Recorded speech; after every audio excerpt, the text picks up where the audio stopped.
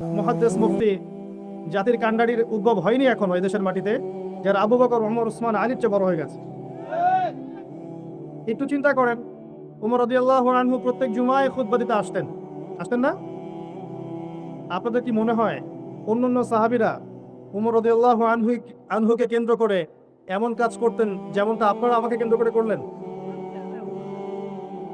আমি এই বাসায় উঠে ফ্রেশ হয়ে এখানে আসা পর্যন্ত যত হ্যাসেল আমাকে পোহাতে হলো এবং চারপাশে মোবাইল ফোন নিয়ে যা করা হলো, আপনাদের কি সত্যি মনে হয় যে ওমর রাদিয়াল্লাহু আনহু যদি জীবিত থাকতেন এবং তার সামনে যদি এই কাজগুলো করা হতো, তিনি সবাইকে বাহবা দিতেন, সবার জন্য দোয়া করতেন? তিনি বরং আল্লাহর কাছে দোয়া করতেন যে আল্লাহ আমাকে এখান থেকে উঠায় নাও, যে যুগে ছিলাম ওই যুগেই ভালো ছিলাম। এমন কোন বক্তা, আলেম বা মুহাদ্দিস, মুফাসসিরে কোরআন, আন্তর্জাতিক খ্যাতিসম্পন্ন বক্তা, শাইখুল হাদিস, স্কলার, যে শব্দগুলো আপনারা ইউজ করেন, তারা এত বড় হয়ে যান নাই যে আবু বকর, ওসমান, ওমর, আলীর চেয়েও বেশি আপনি তাদেরকে প্রাধান্য দিবেন। সম্মান এক জিনিস আর আইওয়াশ আরেক জিনিস, শ্রদ্ধাবোধ, রেসপেক্ট একটা জিনিস, শোডাউন অন্য জিনিস। একটা মানুষকে সম্মান দেওয়ার অর্থ এই নয় যে তাকে চারপাশ থেকে মৌমাছির মতো ঘিরে ধরতে হবে এবং চিড়িয়াখানার মতো ছবি তুলতে হবে। এটা কি চিড়িয়াখানা? আর আলেম ওলামারা কি চিড়িয়া? তাদের সাথে ছবি তুলতে হবে কেন? কে শিখিয়েছে সংস্কৃতি? দীর্ঘদিন ওলামায়ে কেরাম ছিলেন যাদের কাছে মানুষ গিয়ে দোয়া নিত, পীর সাহেব, আলেম ওলামাদের কাছে মানুষ গিয়ে দোয়া নিত, এখন গিয়ে ছবি তুলতে চায়। আর কি প্রমাণ বাকি আছে আপনার যে আপনি দাজ্জালের যুগে বাস করছেন? আর কি প্রমাণ চান? অথচ বিনা প্রয়োজনে একটা ছবি তৈরি করা শিরকের মতো পাপ। আল্লাহ রাব্বুল আলামিন এই ছবি প্রস্তুতকারককে কিয়ামতের মাঠে শাস্তি দিবেন এবং বলবেন যে চিত্র তুমি তৈরি করেছো এর মধ্যে রূহ দাও, আত্মা প্রবেশ করো। যদি সে আত্মা প্রবেশ করাতে ব্যর্থ হয় তাকে আযাব দেওয়া হবে, শাস্তি দেওয়া হবে। প্রতিটা বইয়ের মধ্যে হাদিসটা আছে, খেয়াল করে দেখবেন। আর এটা আমরা অবলীলায় করে যাচ্ছি, কিছু মনে করছি না। এই দেখেন, দিনের কথা হচ্ছে, এই মজলিস হচ্ছে আল্লাহর এবং রাসূলের। এখানে একজনকে দাওয়াত করেছেন সম্মানের সাথে, তিনি কথা বলা শুরু করেছেন, এখন পর্যন্ত সাইলেন্স আসে নাই। কি হেদায়েত চাচ্ছেন আপনি? আমি বা কি হেদায়েত আপনাকে দিব? আর আমি বা কি শিখবো আপনাদের কাছে? আসলে আমার কাছে দেওয়ার মতো কিছু নাই। মানে আমি গবাদি পশুদের জন্য কথা বলি না। কারা গবাদি পশু? লাহুম কুলুবুন লা ইয়াফকাহুনা বিহা, হৃদয় আছে উপলব্ধি করে না, দিনের পর দিন বলেই যাচ্ছে উপলব্ধি করে না। ওয়া লাহুম আ'য়ুনুন লা ইউবসিরুনা বিহা, দু চোখ আছে দেখে না, চোখ দিয়েছে আল্লাহ পাক, দেখবে না। ওয়া লাহুম আ'য়ুনুন লা ইউবসিরুনা বিহা ওয়া লাহুম আযানুন লা ইয়াসমাউনা বিহা, কান দিয়েছে আল্লাহ পাক, কান দিয়েছেন শুনবে না, কানের পর কান কথা বলেই যাচ্ছেন, কথা এক কান দিয়ে ঢুকাবে আর এক কান দিয়ে বের করবে। আল্লাহ পাক কি বলেছেন? উলাইকা কাল আনআম, এরা গবাদি পশু, জীবজন্তুর মতো, জন্তু জানোয়ারের মতো। এটা ভদ্র ভাষা আল্লাহ ব্যবহার করেননি কোরআনে, আমিও ব্যবহার করতে পারলাম না।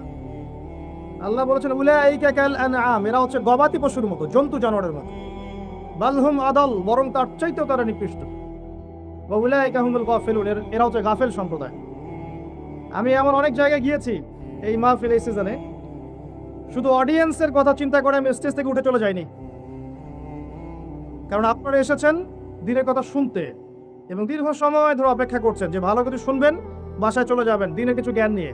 আমিও সে উদ্দেশ্যে এসেছি যে আসবো, একটা অ্যারেঞ্জমেন্ট আছে, দিনের কিছু কথা বলবো, আমারও দিনের হালাতের উপকার হবে, আপনাদেরও হবে। দিনের কিছু কথা প্রচার হবে, প্রসার হবে, আমার ঈমান আমল তাজা হবে, আপনাদেরও হবে। এছাড়া আমার কোনো উদ্দেশ্য ছিল না বা নাইও। এবং আমি জানি অডিয়েন্সের মধ্যে যারা বসে আছেন তাদের ম্যাক্সিমাম এই উদ্দেশ্যে এসেছেন। তাদের কথা চিন্তা করে আমি অনেক স্টেজ থেকে উঠে চলে যাইনি, সবর করেছি আল্লাহর জন্যে, শুধু আল্লাহর জন্যে এবং আপনাদের কথা চিন্তা করে। না হলে এমন অনেক ঘটনা ঘটেছে যে আমি এখানে এক সেকেন্ড বসে থাকাটা আমার গায়রতের খেলাফ, আমার আত্মসম্মান বোধের খেলাফ। আল্লাহর কথা আলোচনা হচ্ছে, রাসূলের কথা আলোচনা হচ্ছে, কথা বলে যাচ্ছে, আপনি কথা বলছেন কেন? ফোন দিয়ে কি করছেন? এখানে কি করছেন ফোন দিয়ে? আপনার গবাদি পশু, জীবজন্তু নাকি? ভিডিও করে যাচ্ছেন, এতবার নিষেধ করা হচ্ছে। ভিডিও করতে এখানে আসছেন না কথা শুনতে আসছেন? দিনের এখানে কি দিনের কথা শুনতে আসছেন না ভিডিও করতে আসছেন? আমার মিডিয়ার প্রয়োজন নাই তো, আমার মিডিয়ারও প্রয়োজন নাই। আমাকে আপনারা চিনতেন? আমাকে আপনারা চিনতেন না। যাদেরকে তারা দিনের খেদমত হচ্ছে এদের অনেককে আপনারা চিনতেন না। আল্লাহ পাক আপনাদেরকে চিনিয়েছেন। এই চেনানোর দায়িত্ব কার? বাংলাদেশ থেকে যদি সমস্ত ইন্টারনেট সেকশন বন্ধ করে দেওয়া হয়, দিনের দাওয়াত থেমে থাকবে? থেমে থাকবে? বাংলাদেশে প্রতিদিন শত শত মানুষ খ্রিস্টান হচ্ছে। খ্রিস্টান জানেন? জানবেন না, কারণ তারা খ্রিস্টান করার পরে ফেসবুকে এসে লাইভ করে না যে আজকে 10 জনকে খ্রিস্টান করেছি। ফেসবুকে ছবি তুলে আপলোড দেয় না এই যে আজকে একজনকে খ্রিস্টান বানালাম। যদি ওরাই কাজ করতো তাহলে ওদের কাজ আজকে দেশব্যাপী চলতো না। সামান্য মাথায় যে একটা কমন সেন্স বলে একটা কথা থাকে, এটা নষ্ট হয়ে গেছে। এখন মুসলিমদের কমন সেন্সটুকু নষ্ট হয়ে গেছে। শত শত মানুষ কাদিয়ানি হচ্ছে দিন দিন, এদেশে বহু মানুষ শিয়া হচ্ছে দিন দিন। খ্রিস্টান মিশনারিদের তৎপরতা চলছে, মানুষ খ্রিস্টান হচ্ছে দিনের পর দিন। কোনো খবর আছে? খবর নাই, কারণ তারা অনলাইন ইউজ করে না, তারা অনলাইনে এই কাজগুলো প্রচার করে না। আর আমাদের ব্যাপারটা এমন, একটা সেজদা যদি দেই বাসায় একা, এটা সারা দুনিয়ার মানুষকে জানাইতে হবে আজকে সেজদা দিয়েছে একটা। ইন্টেলেকচুয়াল পরাজয়, বুদ্ধিবৃত্তিক পরাজয়ের কারণে উম্মার আজকে অবস্থা হচ্ছে।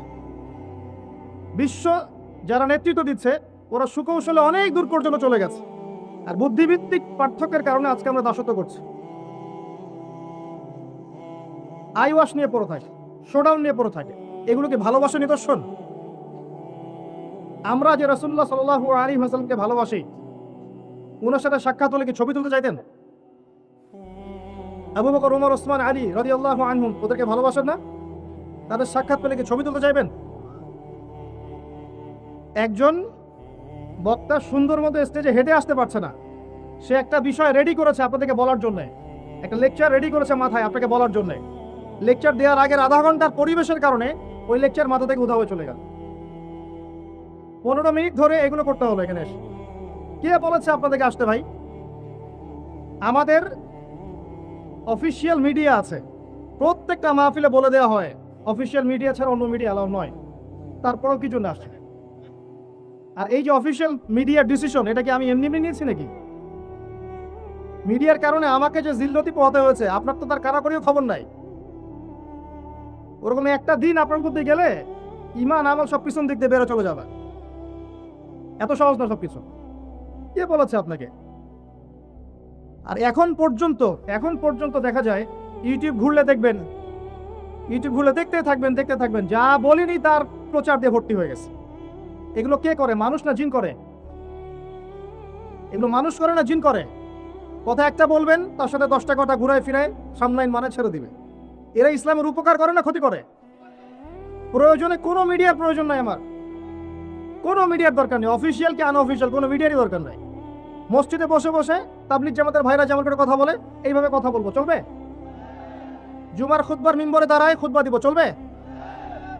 দিন প্রচার নিয়ে কথা, দিনের প্রসার নিয়ে কথা, আইওয়াশ শোডাউন নিয়ে কথা নয়। আর প্রচার আল্লাহ পাক যাকে তারা চান কবুল করবেন, আল্লাহ পাক তার কথা বিশ্বের সব জায়গায় ছড়াই দিবেন, এটা তার দায়িত্ব। এমন অনেক ভিডিও ভাইরাল হয়েছে ইউটিউবে আমার, যে কে ভিডিও করেছে আমি নিজেও জানি না। আবার এমন অনেক ভিডিও ভাইরাল হয়ে আছে যেগুলোর কথার সাথে আমার বক্তব্যের যাররা পরিমাণ মিল নাই। কিছু টাকা পাওয়া যায়, সাবস্ক্রাইবার বাড়ে, ভিউজ বাড়ানো যায়। আর মানুষের এখন ভাইরাল হওয়ার একটা শখ আছে, কিছু হলেই ভাইরাল হতে হবে। ভাইরাল যে যত বেশি হবে তার বিপদ তত বেশি হয়। এটা তারা জানে যারা ভাইরাল হয়েছে, ভাইরাল দুই রকম হয়। একটা হচ্ছে আল্লাহওয়ালাদের ভাইরাল, একটা শয়তানদের ভাইরাল। ফেসবুকে ঢুকবেন, দেখবেন কিছু মানুষের কর্মকাণ্ডের জন্য ঢোকাই যায় না ফেসবুকে, মানে ফেসবুক ওদের জায়গাটা। অথচ তারা জীবনে নামাজ কালাম পড়েছে কিনা সন্দেহ আছে, জীবনে নামাজ পড়ে কিনা, রোজা রাখে কিনা, আল্লাহকে চেনে কিনা, লা ইলাহা ইল্লাল্লাহ কালিমা পর্যন্ত পড়তে পারে কিনা সন্দেহ আছে। দেখবেন অনলাইন ভর্তি হয়ে গেছে, ঢোকা যায় না। আর আল্লাহওয়ালা যে আলেম ওলামারা পড়ে আছেন দেশের আনাচে কানাচে, ওদেরকে কখনো আপনি ইউটিউবে ফেসবুকে পাবেন না। এমন অনেক আল্লাহওয়ালা আলেম আছে বাংলাদেশে, আমিও চিনি যাদেরকে জীবনে একটা ছবি পর্যন্ত দেখতে পারবেন না, দিনের মেহনত করেই যাচ্ছে, ভিতরে ভিতরে কত মেহনত করে যাচ্ছে, দিন মরে গেছে। তারা বেঁচে আছে বলেই তো দিন টিকে আছে এখনো। দিন কি আমার জন্য টিকে আছে নাকি? তাদের জন্য দিন টিকে আছে। এরকম ওলামায়ে কেরাম যারা আছেন বাংলাদেশে, তাদের জন্য দিন টিকে আছে, আমার জন্য দিন টিকে নাই। যত বেশি এরকম আইওয়াশ করবেন, শোডাউন করবেন, ওলামায়ে কেরামের সংখ্যা, দায়ীদের সংখ্যা দিন দিন তত কমতে থাকবে। এই কমার কারণ যে আপনি নিজে, এটা বোঝার মতো কমন সেন্স আপনার নাই। এগুলো করে করে দায়ীদের উপর বিপদ ডেকে নিয়ে আসছেন। একটা একটা করে মাইনাস হতে হতে হতে হতে আজকে অবস্থা। আমাকে বসে কথা বলতে হচ্ছে, আমি আবু তোহা আদনান, আমাকে বসে উম্মার সামনে কথা বলতে হচ্ছে। আমি বুঝতে পারছি উম্মার কি অবস্থা। যখন আমার মতো মানুষকে কথা বলতে হচ্ছে, তাহলে বুঝছি উম্মার কি অবস্থা, আমার বোঝা শেষ। এখানে বসার কথা বড় মুফাসসিরের, বড় মুহাদ্দিসের, বড় আলেমের, আমি বসে আছি। এখন বোঝেন উম্মার কি অবস্থা। 10টা বছর পড়াশোনা করে আলেম হন, এই কাজ করতে বলেন করবে না। জেনারেল লাইন থেকে বের হয়ে আসছেন, দিনের খেদমত করার খুব শখ, মাদ্রাসায় ভর্তি হয়ে আলেম হন, পড়তে আসবে না। কনস্ট্রাকটিভ সিলেবাস দিয়ে দেন, পড়তে বলেন, 5 বছর 10 বছর পড়বে না। যে কাজগুলো করলে দিনের স্থায়ী উপকার হয় সেগুলো করতে যাবে না। যেগুলো করলে কষ্ট কম হয়, বিছানায় শুয়ে শুয়ে করা যায়, এগুলো করতে পারবে। আমি যে কথাগুলো বললাম, এগুলোর মৌলিক মেসেজ একটা, যে দিন ইসলাম আল্লাহর দিন। এই দিনের প্রচার প্রসার প্রতিষ্ঠার দায়িত্ব আল্লাহর। আমরা শুধু মাধ্যম। মাধ্যমকে নিয়ে কখনো আইওয়াশ, শোডাউন বা বাড়াবাড়ি করবে না, এটা প্রথম কথা। আর এগুলো ভালোবাসা নিদর্শন নয়, এগুলো ভালোবাসা নিদর্শন নয়। ওই যে দূরে দাঁড়িয়ে আছে, লেকচার শুনছে, ডিস্টার্ব না করে লেকচার শুনছে, ঠান্ডা মাথায় লেকচার শুনছে, বাসায় গিয়ে আমল করবে, এর জন্য মাহফিল এসেছে। এখানে নিয়াত করে এসেছে, আজকে আমি আল্লাহর জন্য মাহফিলে যাচ্ছি, দিনের কিছু কথা শুনবো, জানবো, ইনশাল্লাহ আমল করবো, পরিবারকে গোছাবো, এদের জন্য মাহফিল। লৌকিকতা ছেড়ে দেন। অনলাইনে ঢুকলেই দেখা যায় বিভিন্ন আলেমদেরকে যেভাবে বাড়াবাড়ি করা হয়। গাড়ি থেকে নামার আগে 10টা পোস্ট, গাড়ি থেকে নামার সময় 10টা পোস্ট, 10টা ভিডিও, হেঁটে হেঁটে যাচ্ছে আর 10টা পোস্ট, স্টেজে উঠতেছে এটা একটা পোস্ট, মোটরসাইকেল নিয়ে সামনে যাচ্ছে এগুলো পোস্ট। মানে ডকুমেন্টারি তৈরি করে ফেসবুক ভর্তি করে ফেলেছে। কি প্রমাণ করতে যাচ্ছেন? দিন কায়েম করে ফেলেছে নাকি? লক্ষ লক্ষ মসজিদ বাংলাদেশে, একটা আইন নাই বাংলাদেশ ইসলামিক, দিন কায়েম করে ফেলেছেন নাকি? এগুলো দিয়ে কি প্রমাণ করতে যাচ্ছেন? মানুষকে এগুলো অনলাইনে দেখিয়ে কি প্রমাণ করতে যাচ্ছেন? যে আমি অনেক বড় আলেম হয়ে গেছি, আমি অনেক বড় দায়ী হয়ে গেছি, আমার দ্বারা দিন বাংলাদেশে প্রতিষ্ঠা হয়ে গেছে। দেশে কি হয়েছে দিনের? এখন পর্যন্ত দেখবেন 70-80% মানুষ নামাজ পড়ে না 5 ওয়াক্ত। 80-90% মানুষ ভালো করে কোরআন তেলাওয়াত পর্যন্ত করতে জানে না। দেখবেন বাংলাদেশের 80% মানুষ, আল্লাহ ভালো জানেন সংখ্যা কত, যাকাত দেয় না। দীর্ঘদিন থেকে আমরা মাঠে ময়দানে আছি, আপনি দেখবেন একটা ইসলামিক লজ আপনি দেখতে পারবেন না। কি করছে দিন এটা? যারা করছে দেখবেন তারা ঠিকই করছে, মসজিদ করেছে, মাদ্রাসা করেছে, ছাত্রদেরকে পড়াচ্ছে, ছাত্রদেরকে আলেম বানাচ্ছে, এগুলো দিনের কাজ, এগুলো দিনের কনস্ট্রাকটিভ কাজ, যেটা আলেম ওলামারা করে গেছেন দীর্ঘদিন ধরে। ভিতরে ভিতরে অনেক মাদ্রাসা করেছেন, মক্তব করেছেন, রুট লেভেল পর্যন্ত মাদ্রাসা করেছেন, পাঠাগার করেছেন, স্কুল করেছেন, দিনের বেসিক কাজ এগুলো করেছেন বলে আলেম ওলামা তৈরি হয়েছে, এবং তাদের জন্য দিনটা টিকে আছে। আমার জন্য দিন টিকে নাই এখানে। আর একদিনের মাহফিল করে কি দিন কায়েম করে ফেলবেন? আর সেই মাহফিলের এগুলো করে নষ্ট হয়ে গেল। একটা কথা বলার পরিবেশ পাচ্ছি না। আপনাদের কি মনে হয় রাসূলুল্লাহ সাল্লাল্লাহু আলাইহি ওয়াসাল্লামের দার্সগুলো এমন ছিল? চারপাশে 20-30টা ক্যামেরা সেট করা, আসার সময় এরকম চারপাশে মানুষ হুমড়ি খেয়ে পড়ছে, একটা ইনস্ট্রাকশন দেওয়া হচ্ছে, ভাই এটা করেন, আধা ঘন্টায় সেই কাজ হচ্ছে না, এমন ছিল? প্র্যাকটিক্যাল হন। প্র্যাকটিক্যাল কাজ কারা করছে দেখবেন? প্র্যাকটিক্যাল কাজ করছে নাস্তিকরা, প্র্যাকটিক্যাল কাজ করছে সেকুলাররা, প্র্যাকটিক্যাল কাজ করছে খ্রিস্টান মিশনারিরা, কাদিয়ানিরা, শিয়ারা, এরা প্র্যাকটিক্যালি কাজ করছে। তাদের কাছে খবর পাবেন না আপনি। রুট লেভেল পর্যন্ত মানুষ আজকে দিনচ্যুত হয়ে যাচ্ছে। সুদি এনজিওর সয়লাভ, মানুষকে খ্রিস্টান করার আন্দোলনের সয়লাভ, ভিতরে ভিতরে সমকামীরা আন্দোলন করছে, খবরই নাই মানুষের। কারণ কি জানেন? ওরা ফেসবুক, ইউটিউব এগুলো এত বেশি ইউজ করে না। ওরা মানুষকে এত জানান দিতে চায় না যেটা করছে। দেখো 10টা মানুষকে খ্রিস্টান বানালাম, দেখো দেখো আজকে আমরা সমকামীর আন্দোলন করছি, দেখো। ওরা এগুলো দেখাতে চায় না। আমরা যতটা না করি তার চেয়ে বেশি দেখাতে চাই, যতটুকু না করি তার চেয়ে বেশি দেখাতে চাই। এই কারণে আমাদের অবস্থা হয়েছে। আমি জানি না আমরা কবে স্মার্ট হব। এই সিজনে আমি এই কথাটা বারবার বলেছি যে প্র্যাকটিক্যাল কাজ করেন, বেসিক কাজ করেন, আই ওয়াশে যায় না, শো ডাউন করেন না। এগুলো করতে গিয়ে মানুষের ক্ষতি হচ্ছে। যদি আল্লাহ না করুক এই ইউটিউবিং এর কারণে, ভুল মেসেজ মানুষের কাছে থ্রো করার কারণে, মিডিয়ার অপতৎপরতার কারণে বা অন্যান্য বিষয়গুলোর কারণে আগামী 1 বছর আমি যদি কথা না বলতে পারি, কাজটাকে উপকার হবে না ক্ষতি হবে? যদি এগুলো না থেকে শুধু কথাটুকু বলতে পারতাম 1 বছর, উপকার হতো না ক্ষতি হতো? এতটুকু ইন্টেলেক্ট মানুষের নাই। একটার পর একটা রত্ন মাইনাস হয়ে গেছে, বাংলাদেশ থেকে হয়নি। কে আছে মাঠে বলেন তো দেখি, কে আছে মাঠে? যারা যারা ছিলেন তাদের মধ্যে কে আছে বাকি? কি কারণে আপনারা এমন করে চিন্তা করা শুরু করলেন? আর আমি কি ভাষায় আপনাদেরকে বোঝাবো যে বাস্তবতা কত কঠিন? বাস্তবতা অনেক কঠিন। এখন পর্যন্ত আমরা কনস্ট্রাকটিভ সিলেবাসে পড়াশোনা করছি না। আমাদের জানা অনুযায়ী আমলে ঘাটতি আছে, আমাদের পরিবারগুলো আদর্শ ঠিক হচ্ছে না, অর্থনীতি, ইসলামিক অর্থনীতি প্রতিষ্ঠা হচ্ছে না, সুদ থেকে এখনো সবাই বের হতে পারছি না। আমাদের যুব সমাজ মাদক, জেনা, যে পর্নোগ্রাফি, হারাম অ্যাফেয়ার্স, এগুলো নিয়ে পড়ে আছে। লক্ষ লক্ষ কোটি কোটি যুবক আমাদের মতো জেনারেল লাইন থেকে যারা আসছে, এদের জীবনের উদ্দেশ্যই ঠিক নাই। মানুষ খেলায় খেলায় সময় নষ্ট করছে, জীবনের উদ্দেশ্যও জানে না কি জন্য আল্লাহ পাক সৃষ্টি করেছেন। লক্ষ লক্ষ কোটি কোটি মেয়ে বেপর্দা হয়ে রাস্তাঘাটে ঘুরছে। ইহুদি, খ্রিস্টান, মুশরিক, নাস্তিক, মুরতাদ, কাফের, মুশরিকরা আমাদের উপর ডমিনেট করছে সারা বিশ্বব্যাপী। আর আমরা মনে করছি আমরা জান্নাতুল ফেরদাউসে বসে আছি। এখন পর্যন্ত প্রবলেমসগুলো ফাইন্ড আউট করতে পারছি না, আমাদের প্রবলেমগুলো কোন কোন জায়গায় এবং সলিউশন কোন কোন জায়গায়। সলভ যারা করবেন তাদের মধ্যে দেখবেন হাজারটা দল। যাদের কাছে মানুষ আশা করে যে তারা ঐক্যবদ্ধ থেকে উম্মাহকে নেতৃত্ব দিবে, তাদের মধ্যে হাজারটা দল। এক একজনের সাথে এক একজনের মিল নাই, কাদা ছড়াছড়ি, গীবত, তহমত, সমালোচনার সংস্কৃতি। কোথায় আছেন আপনি? চিন্তা করেন আগে বসে। শো ডাউন দিয়ে, আইওয়াশ দিয়ে কিচ্ছু হবে না, কিচ্ছু না। প্র্যাকটিক্যালি কাজ করা দরকার। আল্লাহ পাক কথাগুলো বোঝার তৌফিক দান করুন। আমি এর চাইতে ভালো করে বলতে পারলাম না। মাঝে মাঝে একটু এগ্রেশন দেখাতে হচ্ছে, কারণ কিছু এগ্রেশন না দেখালে মানুষ বুঝতেই চেষ্টা করে না যে এগুলো সমস্যার সৃষ্টি করছে। এত যদি সৎ থাকে তাহলে কনস্ট্রাকটিভ কাজ করে দেখা। দিন নিজে বোঝেন, আল্লাহ তাওহীদ নিজে আগে বোঝেন, নিজের পরিবারে অ্যাপ্লাই করেন। আপনার পরবর্তী জেনারেশন যারা আসছে ওদের জন্য তাওহীদের প্ল্যাটফর্ম করে যান।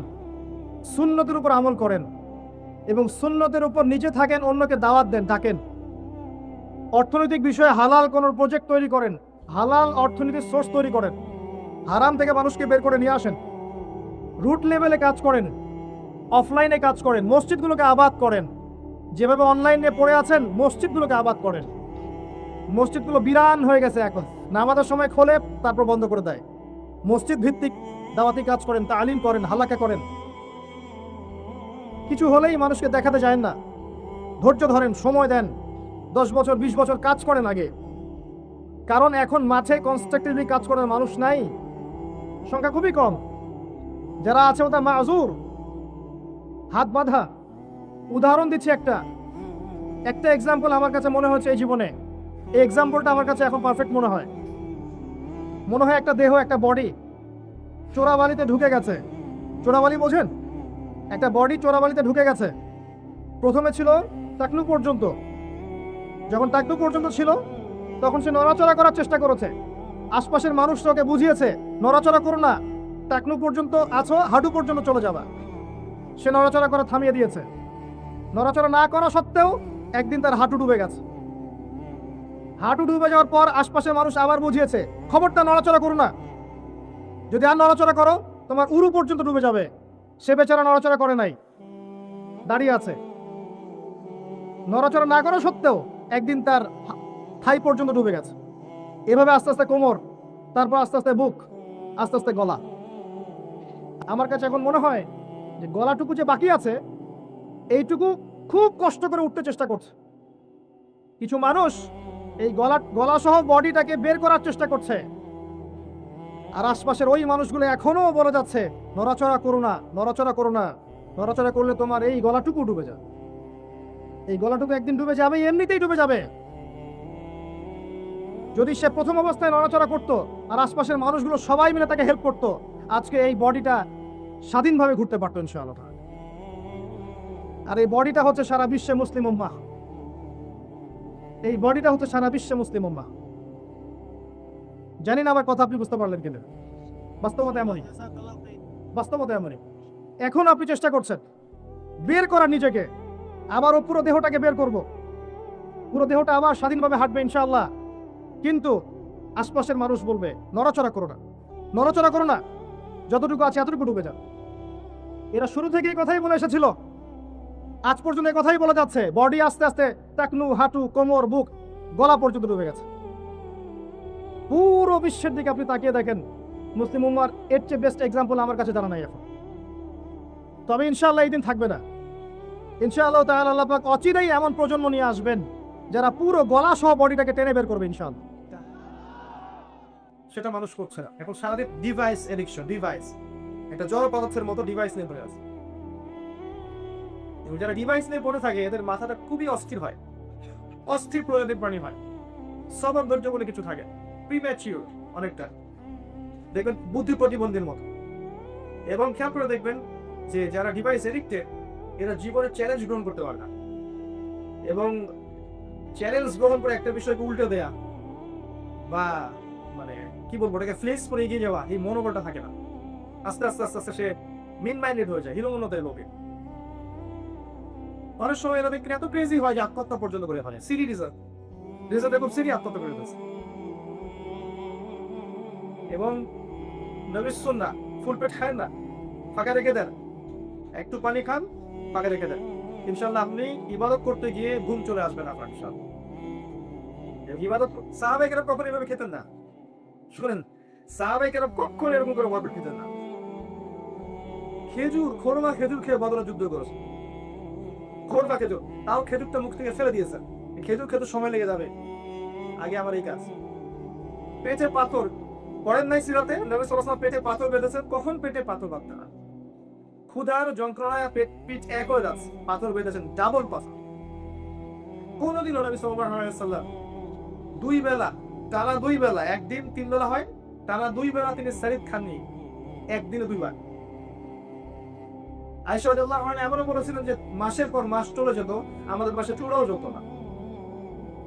যত বেশি আপনি পেটুক হবেন, ভোজনরসিক হবেন, তত আপনার রোগ ব্যাধি বেশি হবে, এবং দিনের জন্য আপনি কাজ করতে গিয়ে বেশি করবেন, মাথাটা অলস হয়ে যাবে, ক্রিয়েটিভ কিছু বের হবে না মাথা থেকে। খাওয়ার ব্যাপারে অনেক করে কথা বলে ফেললাম, এগুলো আগে বলিনি। খাওয়ার ব্যাপারে সচেতন হবে। এবং আরেকটা বিষয় বলি, ম্যানুফ্যাকচার খাবার খায় না, বারবার বলেছি অনেকদিন আগে থেকে, ম্যানুফ্যাকচার খাবার খায় না। ম্যানুফ্যাকচার কি? যেটা মানুষরা তৈরি করছে, ইন্ডাস্ট্রিয়াল, এই খাবারগুলো খায় না। নিউট্রিয়াস এবং রুট লেভেলের ফ্রেশ খাবারগুলো খাওয়ার চেষ্টা করে। আমার জানা না যে আপনাদের এখানে এটা পাওয়া যায় বেশি, এগুলো খান। এবং আমি দেখেছি আপনাদের মানুষদের মধ্যে একটা গঠনে মিল আছে, ফিজিক্যাল স্ট্রেংথে মিল আছে, শারীরিক কাঠামোতে শক্তিতে মিল আছে, এটা ভালো। পরিবেশ ভালো, বাতাস ভালো, খাবার ভালো, আপনি ভালো থাকবেন সব। এবং এ ধরনের জায়গাতেই মানুষের থাকা উচিত। যত পলিউশন, যত পচা খাবার, বিষাক্ত খাবার, যত ফিতনা, যত সামাজিক অবক্ষয়, এখানে দেখি মানুষ দিন দিন অকালে মরতেছে, অকালে মরবে মানুষ। একটু সময় দেন। এরপর আপনি শিক্ষা ক্ষেত্রে যাবেন, বা ব্যবসা ক্ষেত্রে যাবেন, বা অন্য ক্ষেত্রে যাবেন, যে ক্ষেত্রেই যাবেন, আপনার কাজটা যেন হয় কোরআন এবং সুন্নাহর অনুকূলে। পড়াশোনা করতে গিয়েছেন, এমন জ্ঞান অর্জন করেন যে জ্ঞান দিয়ে আপনি দিন খেদমত করতে পারেন। আপনি চাকরিতে গিয়েছেন, ব্যবসায় গিয়েছেন, এখানে হালাল হারাম বজায় রাখেন। প্রশাসনিক দায়িত্বে গিয়েছেন, এখানে হালাল হারাম বজায় রাখেন। সোশ্যাল দায়িত্বে আছেন, আপনি আল্লাহর বিধানটা বজায় রাখেন, আপনি আল্লাহর বিধানটাকে সর্বোচ্চ প্রায়োরিটি দেন, এখানে ন্যায়ের উপরে থাকেন, অন্যায় করতে যায় না। আল্লাহ যদি আরো বড় কোনো দায়িত্ব দেয়, সেখানে আপনি চেষ্টা করেন কোনটা আল্লাহর বিধানের কাছাকাছি, এখানে আমি থাকার চেষ্টা করি। দেখবেন আপনার পুরো জীবনের প্রতিটা কাজই নেকির কাজ হয়ে যাবে ইনশাআল্লাহ। আর এটা শুধু মুসলিমদের পক্ষে সম্ভব, যে জীবনের প্রতিটা ক্ষেত্রকে ইবাদতে পরিণত করা, অন্য কারো পক্ষে সম্ভব না। সম্ভব, জীবনের প্রত্যেকটা ক্ষেত্রকে ইবাদত বানানো শুধু আমাদের পক্ষে সম্ভব। শর্ত একটাই, সেটা হতে হবে কি? এক নম্বর আল্লাহ সন্তুষ্টির জন্য, এবং নবী সাল্লাল্লাহু আলাইহি ওয়াসাল্লামের সুন্নাত পদ্ধতি অনুযায়ী। এই হলো সেই নবী সাল্লাল্লাহু আলাইহি ওয়াসাল্লাম যিনি আপনার জন্য সুপারিশ করবেন, যিনি আপনাকে ইনশাআল্লাহ যদি আপনি কবিরা গুনাহগার হয়ে থাকেন, লা ইলাহা ইল্লাল্লাহ কালিমা পড়ে থাকেন, আপনাকে সুপারিশ করে তিনি জান্নাতে নিয়ে যাবেন ইনশাআল্লাহ। যিনি হাদিস বলেছেন আমাদেরকে যে আল্লাহর বান্দা এই উম্মতের সে যদি শিরক না করে, শিরকের পাপ না করে, বাকি যে কোনো গুনাহ আল্লাহ পাক তাকে মাফ করতে পারবেন, তাকে কবরে আপনাকে দেখানো হবে। এবং তিনি আমাদেরকে ভাই বলেছেন, তিনি বলেছেন আমরা তার ভাই। সাহাবীরা বলেছিলেন যে আমরা কি আপনার ভাই নই? নবীজি বলেছেন তোমরা আমার সাহাবী, আমার ভাই তারা যারা তোমাদের পরে আসবে আমাকে না দেখেই তারা ঈমান নিয়ে আসবে। সেই নবী সাল্লাল্লাহু আলাইহি ওয়াসাল্লাম সুন্নাহ আমরা ফলো করার চেষ্টা করবো ইনশাআল্লাহ তাআলা। আমরা জীবনের প্রতিটা ক্ষেত্রেই তার সুন্নাহ দিয়ে ঢেলে সাজানোর চেষ্টা করবো ইনশাআল্লাহ তাআলা। আমরা জুমার দিনে বেশি বেশি তার প্রতি দরুদ পড়বো এবং জুমার দিনে আরো একটা কাজ করার চেষ্টা করব। জুমার সালাত একটু আগে আগে যাবেন, খুতবা শুরু হওয়ার আগে, এবং এই দিনে একটা সূরা অবশ্যই করবেন। কি নাম? একমাত্র সূরা যা আপনাকে মাসিহুদ দাজ্জালের ফিতনা থেকে বাঁচাবে। আজকে ওই টপিকে আলোচনা করব না, এতটুকু বলবো শুধু ওই সূরার মধ্যে আসহাবুল কাহফ যা যা করেছেন, যদি আপনি এই ফিতনাময় পরিবেশে সেটাই করতে পারেন, ইনশাআল্লাহ আপনিও দাজ্জালের ফিতনা থেকে বাঁচাবেন। আর ওই সূরা বোঝার আগে বা দৃষ্টিভঙ্গি পরিবর্তন করার আগে আপনাদের খিদির আলাইহিস সালামের মতো নূর আল বাসিরা অর্জন করতে হবে, যেটা এই সূরার মধ্যেই দেয়া আছে। এই সূরার মধ্যেই আপনার ইকোনমি সম্পর্কে বলা আছে, এই সূরার মধ্যেই দাজ্জালের সভ্যতার বিস্তারিত বিবরণ দেয়া আছে, এই সূরার মধ্যেই যুলকারনাইনের ঘটনা আছে আলাইহিস সালাম, যে শেষ জামানে আরো একজন যুলকারনাইনের মতোই আরো একজন নেতা আসবেন ইনশাআল্লাহ, আরো দুজন ইনশাআল্লাহ। যার মধ্যে মূল ক্যারেক্টার হচ্ছে ঈসা ইবনে মারইয়াম, আরেকজন আমাদের উম্মাহ, আমাদের মুহাম্মদ সাল্লাল্লাহু আলাইহি ওয়াসাল্লাম বংশধর ইমাম মাহদী। এই সূরার মধ্যে ইয়াজুজ আর মাজুজের কথা আছে।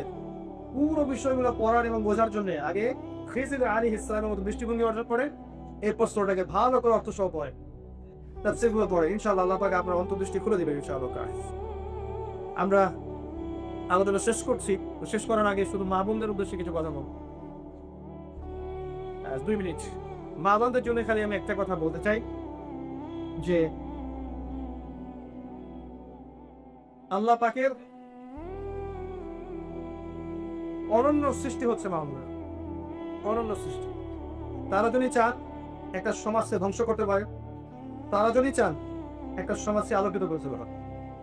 আপনি আপনার স্বামীকে ইব্রাহিমের মতো করতে পারেন, বা আপনি আপনার সন্তানকে ইসমাঈল আলাইহিস সালামের মতো করতে পারেন, বা আপনার মেয়েকে আপনি খাদিজা রাদিয়াল্লাহু আনহার মতো মানুষ করতে পারেন।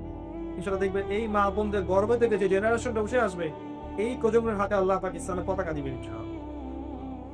4টা কাজ করতে বলেছেন নবী সাল্লাল্লাহু আলাইহি ওয়াসাল্লাম আপনাদেরকে: 5 ওয়াক্ত সালাত, রমাদান মাসের সাওম, স্বামীর আনুগত্য করা, স্বামীর দাসত্ব না স্বামীর আনুগত্য করা, এবং লজ্জাস্থানের হেফাজত করা, পর্দা করা। জান্নাতের যে কোনো দরজা দিয়ে ইচ্ছা আপনি প্রবেশ করতে পারবেন ইনশাআল্লাহ। নিজের পরিবারকে সময় দিন, স্বামীর উপর বিশ্বাস রাখেন, ভরসা রাখেন, স্বামীকে সম্মান দিতে শেখেন, স্বামী মাথায় বাড়তি বোঝা দিবেন না। স্বামী পুরুষ আপনার প্রতিদ্বন্দ্বী নয়, আপনার সহযোদ্ধা। তাকে কনফিডেন্স দেন, তাকে আল্লাহর পথে নিয়ে আসে, তার জন্য দোয়া করেন, আল্লাহর পথে তার পাশে থাকেন, নিজের সন্তানকে মানুষ করেন। একটা হাজবেন্ডকে অনেক বিষয় ডিল করতে হয়, তার মাথাটাকে দিনের জন্য ফ্রেশ রাখেন। সমাজের মধ্যে, পরিবারের মধ্যে বিশ্বাস, আমানতদারিতা, হৃদ্যতা আর ভালোবাসার বন্ধন তৈরি করেন। দেখবেন এই মাদের দ্বারা, এই বোনদের দ্বারা, আমাদের মেয়েদের দ্বারা এমন পরিবার প্রতিষ্ঠা হবে ইনশাআল্লাহ, যে পরিবারগুলো থেকে ইনশাআল্লাহ আগামী দিনের রহমান, খালিদ, ওসমান, আবু বকর রাদিয়াল্লাহু আনহু মতো সাহাবীদের মতো আদর্শের সন্তান বের হয়ে আসবে ইনশাআল্লাহ। আমরা দোয়া করছি আল্লাহ পাক আমাদের প্রত্যেক যুবক ভাইকে দিনের জন্য কবুল করুন, আমাদের পরবর্তী প্রজন্মকে আল্লাহ পাক দিনের জন্য কবুল করুন, আমাদের মা বোনদেরকে আল্লাহ পাক দিনের জন্য কবুল করুন, আমাদের মধ্যে যারা অসুস্থ আছেন সবাইকে আল্লাহ পাক শিফায়ে কামিলা দান করুন, আমাদের মধ্যে যারা মারা গেছেন তাদেরকে আল্লাহ পাক মাফ করে দিন।